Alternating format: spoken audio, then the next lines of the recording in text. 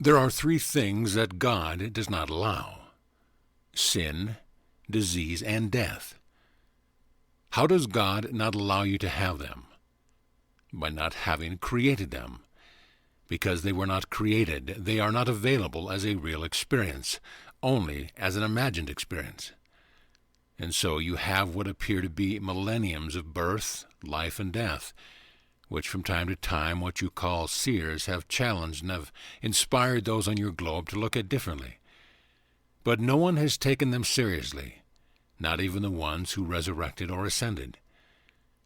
Now I am here to remind you of the truth over and over and over, so that you might be reminded of the truth enough to embrace it and not resist it and let it infill you. And I'm going to say, consume you so completely that your false perceptions drop away because you've lost interest in validating them.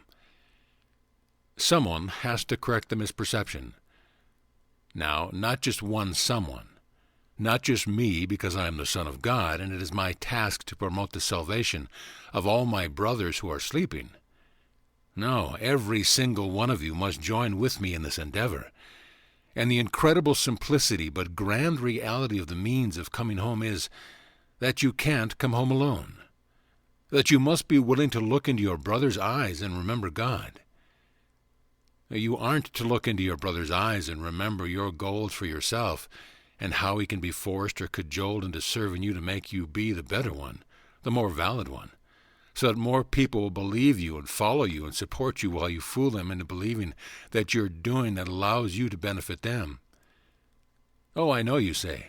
How can you fault that? If I'm doing that and they are being benefited and I'm being benefited, how can you call that something negative? Well, here's how.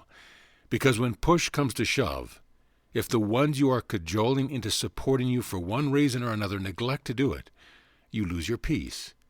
You lose your peace. You get upset. The deceitfulness of your stance becomes illuminated to you if you pay attention to it, because you become miserable and more afraid, and your feeling of guilt increases as well. And if you don't take that experience as a red flag or a high sign that a change is called for, you will persist in it. And you know what? You will die. I mean, after all, being a mortal, you'll die anyway.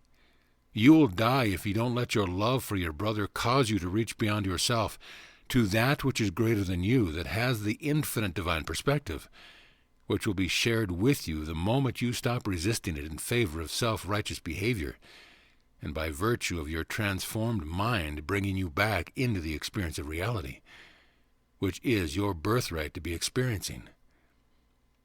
You will behave towards your brother in the recognition of God, and the extension of that to him which will bless him, because there is nothing in that process that takes advantage or is deceitful, or furthers the awful definition of relationships held to by the orphans in the orphanage. Oh, you don't want to die? Okay. But is what I'm describing the only way out of the experience of death? Am I going to have to change completely? Am I going to have to love innocently and unequivocally? That's too much of a cost. I will opt for dying. I will opt for the thrill that precedes dying, and I will pursue my attempts to make something out of myself at the expense of my brothers and sisters, while pretending to benefit them. Well, it's an exciting experience because it's a fearful experience, a guilt-ridden experience, an unnatural experience. Let me ask you, each and every one of you, what better thing do you really have to do than to love your brother enough to ask for help of that which is beyond you, to cover his back, to take part in his or her healing, and to have the strength, the courage, and the willingness to hang in there while healing occurs? What better thing do you really have to do? I know you're not really familiar with consistently doing what I'm describing or what we've been learning about since we started reading A Course in Miracles. But you know what? It's not going to do any good for us to continue to read A Course in Miracles if it's just going to be knowledge that you store away to think about at a later date, or to enjoy the beauty of it in your quiet moments without waking up, without experiencing actual change.